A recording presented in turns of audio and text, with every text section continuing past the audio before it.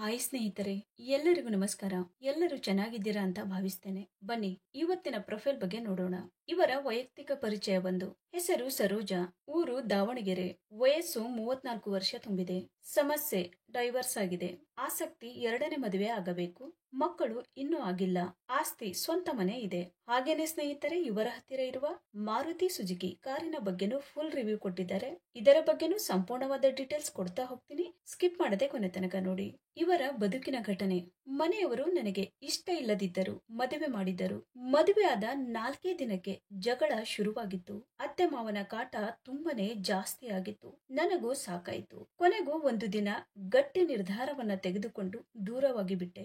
ಜೀವನ ನಾನು ಅಂದುಕೊಂಡ ಹಾಗೆ ನಡೆಯಲಿಲ್ಲ. ಇವರ ಕೆಲವು ಷರತ್ತುಗಳು ಹೀಗಿವೆ.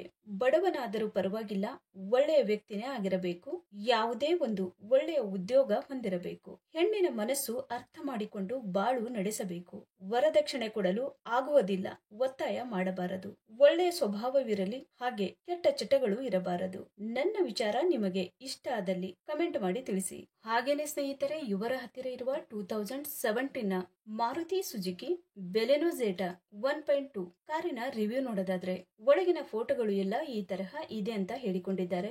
ಇದರ ಪ್ರೈಸ್ ಬಂದ್ಬಿಟ್ಟು 6,25,000 ಆಗಿರುತ್ತೆ. 2017 ನಲ್ಲಿ ಪರ್ಚೇಸ್ ಮಾಡಿರ್ತಾರೆ. 32,981 ಕಿಲೋಮೀಟರ್ ರನ್ನಿಂಗ್ ಆಗಿರುತ್ತೆ. ಮ್ಯಾನುಫ್ಯಾಕ್ಚರಿಂಗ್ ಇಯರ್ ಬಂದು ಜನವರಿ 2017 ನಲ್ಲಿ ಆಗಿರುತ್ತೆ. ಫ್ಯೂಲ್ ಟೈಪ್ ಬಂದು ಪೆಟ್ರೋಲ್ ಆಗಿರುತ್ತೆ. ಟ್ರಾನ್ಸ್ಮಿಷನ್ ಎಲ್ಲ ಕೂಡ ಆಟೋಮೆಟಿಕ್ ಆಗಿರುತ್ತೆ. ನಂಬರ್ ಆಫ್ ಓನರ್ ನೋಡೋದಾದ್ರೆ ಫಸ್ಟ್ ಓನರ್ ಆಗಿರ್ತಾರೆ. ಇನ್ಸೂರೆನ್ಸ್ ನೋಡೋದಾದ್ರೆ ಕಂಟಿನ್ಯೂ ಇದೆ ಅಂತ ಹೇಳಿಕೊಂಡಿದ್ದಾರೆ. ಈ ಕಾರಿನ ಒಳಗಡೆ ಸೀಟ್ ಎಲ್ಲ ಈ ತರಹ ಇದೆ ಅಂತ ಹೇಳಿ ಸ್ಪಷ್ಟವಾದ ಮಾಹಿತಿಯನ್ನ ನೀಡಿದ್ದಾರೆ. ಹಾಗೇನೆ ಸ್ನೇಹಿತರೆ, ಇಂಜಿನ್ ಮತ್ತು ಟ್ರಾನ್ಸ್ಮಿಷನ್ ನೋಡೋದಾದ್ರೆ ಇಂಜಿನ್ ಬಂದು 1197 cc ಇದೆ ಮತ್ತು 4 ಸಿಲಿಂಡರ್ಸ್ DOHC ಆಗಿರುತ್ತೆ ಅಂತಾನು ಹೇಳಿದ್ದಾರೆ. ಮತ್ತೆ ಇಂಜಿನ್ ಟೈಪ್ ಬಂದು 1.2 ಲೀಟರ್ ಪೆಟ್ರೋಲ್ ಇಂಜಿನ್ ಆಗಿರುತ್ತೆ ಅಂತಾನು ಹೇಳಿದ್ದಾರೆ. ಹಾಗೇನೆ ಮ್ಯಾಕ್ಸಿಮಮ್ ಪವರ್ ನೋಡೋದಾದ್ರೆ 83 BHP ಮತ್ತೆ RPM ಬಂದು 6000 ಅಂತಾನು ಹೇಳಿದ್ದಾರೆ. ಮತ್ತೆ ಟರ್ಕ್ ಬಂದು 115 Nm ಆಗಿರುತ್ತೆ ಅಂತಾನು ಹೇಳಿದ್ದಾರೆ. ಸ್ನೇಹಿತರೆ, ಇದು ಇಷ್ಟು ಈ ಒಂದು ಕಾರಿನ ಕಂಪ್ಲೀಟ್ ರಿವ್ಯೂ ಆಗಿರುತ್ತೆ. ನಿಮಗೇನಾದ್ರೂ ರಿವ್ಯೂ ಇಷ್ಟ ಆದ್ರೆ ಲೈಕ್ ಮಾಡಿ. ಹಾಗೇನೆ ಬೇರೆ ಏನಾದ್ರೂ ಇನ್ಫಾರ್ಮೇಶನ್ ಬೇಕಾದ್ರೆ ಚಾನೆಲ್ಗೆ ಜಾಯಿನ್ ಆಗಿ ಕಾಂಟ್ಯಾಕ್ಟ್ ಮಾಡಿ. ಧನ್ಯವಾದಗಳು.